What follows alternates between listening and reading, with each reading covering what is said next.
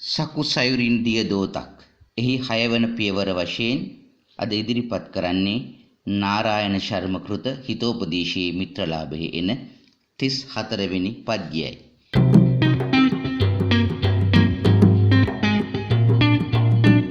එම පද්‍යයේ තියෙනවා මෙන්න මෙහෙම අදහසක්. කෙනෙකුට විපත්වලදී ධෛර්යය, ඒ වගේම සම්පත් ලද විට උඩඟු නොවීම, සභාවේදී වාක් චාතුර්ය, යුද්ධයේදී වික්‍රමය, කීර්තියේදී ප්‍රීතිය, ශාස්ත්‍ර අභ්‍යාස කරන විට ඒවායේලා මහත් ඇල්ම, මෙන්න මේ කාරණා 6 තියෙනවා නම් ඒවා මහත්ම ගුණ තියෙන චරිතවලට ආවේනික ලක්ෂණයි කියලා. මට මේ පද්‍යය දකිද්දි මතක් වෙන්නේ ආචාර්ය අධිකාරම්තුමා 1982 නැත්නම් 83 අවුරුද්දේ දවසකදී අපිට කියනවා එක්තරා සංස්කෘත පද්‍යයක් කියලා ඒකේ අර්ථය විග්‍රහ කරන. මේ පද්‍යය එන්නේ මහා කවි කාලිදාසයන්ගේ කුමාර සම්භවී. මේකේ තියෙනවා විකාර හේතව් සති වික්‍රියන්තේ යේෂාම්න චේතාංසිත ඒව දිහිරා.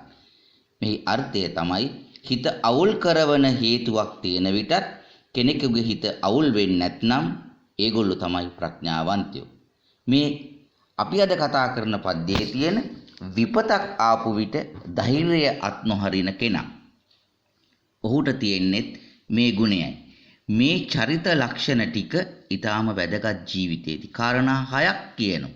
අපි කලිනුත් කතා කරා වගේ මේ කියන කාරණා ටික විපතෙහි දිරිමත් වීම, සම්පතෙහිලා උඩඟු නොවීම, තැනකට ගියාම සභාවකට ගියාම වාක්චාතුර්ය, රණබිමේදී වික්‍රමය. මෙතන රණබිම කියන්නේ භෞතික යුද්ධයටත් එහා ගිය මේ අන්ධකාරයට එරෙහිව කරන සටන.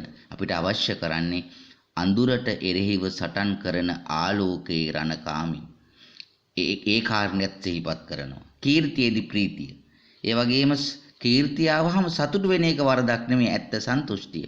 ඊළඟට යමක් ඉගෙන ගන්නවා නම් ඒක මහත් ඇල්මකින් කරන්න තියෙනවා.